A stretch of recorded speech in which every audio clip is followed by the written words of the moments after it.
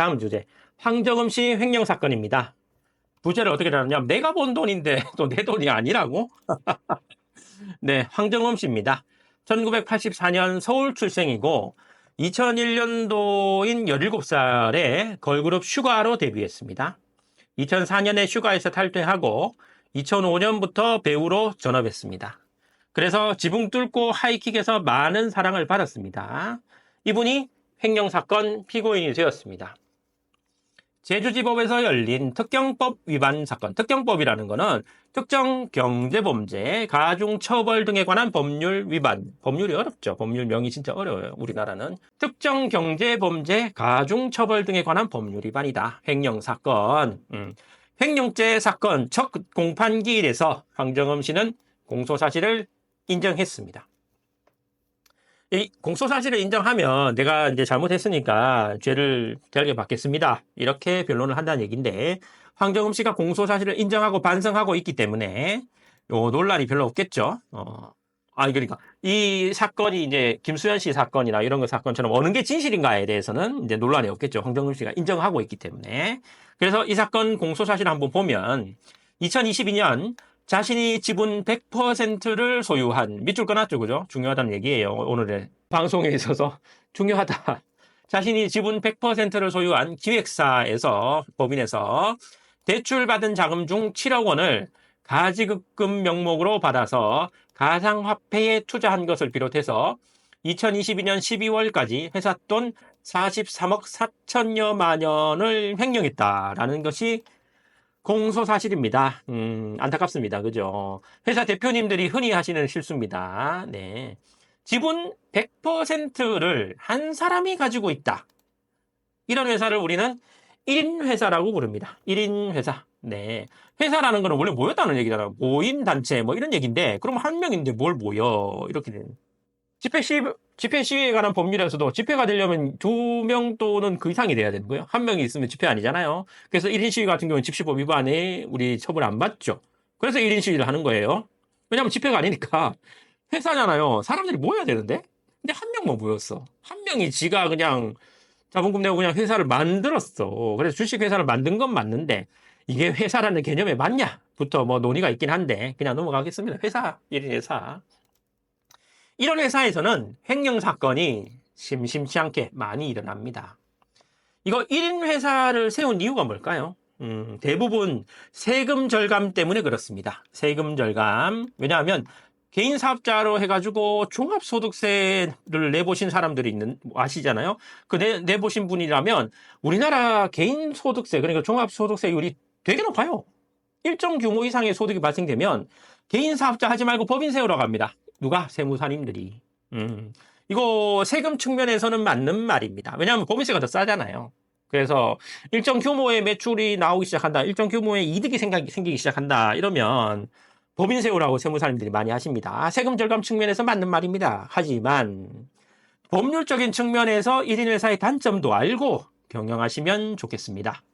사실 1인 회사의 횡령 사건은 사건화가 잘 안 됩니다. 법인에 대해서 횡령, 배임죄 고소고발이 난무하려면 그 법인에 이해관계가 있는 사람들이 많아야 됩니다. 주주들이 경영권을 두고 싸운다던가 원한이 깊게 새겨진 채권자, 채무자가 있다던가 해야지 이 법인에 대해서 횡령, 배임이 사건화가 됩니다. 그런데 1인 회사는 주주가 한 명이라서 주주 간의 다툼도 잘 안 일어나고 법인에 대한 채권자, 채무자라고 하더라도 그 회사 사정을 조금 알기가 어려워요. 1인 회사라서. 직원도 별로 없고. 그래서 1인 회사라서 사건화가 잘 안 되긴 하는데 이번 사건처럼 1인 회사라 하더라도 그 대표이사가 마음대로 법인 자금을 빼면 횡령죄 성립은 합니다. 여기 성립은 합니다. 네. 왜? 성립은 합니다. 우리나라 대부분 판례에 따라서 1인 회사라 하더라도 성립은 합니다. 되게 형식적으로 판단하시는데요. 그래서 대표님들이 조심하셔야 하는 겁니다. 법률적으로만 보면 회사하고 나는 이거는 법인이고 와우 법인이고 이건 인이에요. 자연인이기 때문에 법률적으로는 다른 인격입니다. 별개의 인격입니다. 별개의 사람입니다. 물론 회사가 사회경제적으로 사람이냐 이건 아니고 법률적으로 보는 사람이다. 그래서 법인이라는 얘기입니다. 그래서 회사가 나고 내가 회사고 그런 게 아니에요. 그런 게 아니고 1인 회사에서 나라는 사람, 1인 회사에서 대표라는 사람은 회사의 대표자이지 내가 아니에요. 회사 차무를 처리해 줘야 하는 자입니다. 그래서 업무 수행에 있어서 횡령죄, 배임죄가 성립할 수 있습니다.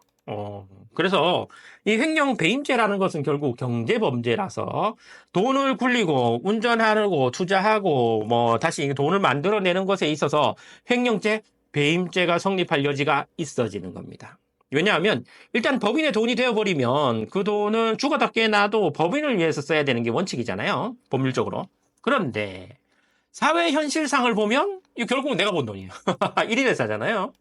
황정음 씨 사건을 봐도 이 회사는 1인 기획사라고 합니다. 1인 기획사. 그래서 결국 황정음 씨가 번 돈이 회사 매출의 전부가 되는 구조인데, 물론 이제 부동산 투자나 이런 게 있을 수 있지만, 결국 황정음 씨가 번 돈이죠, 뭐, 결국에는.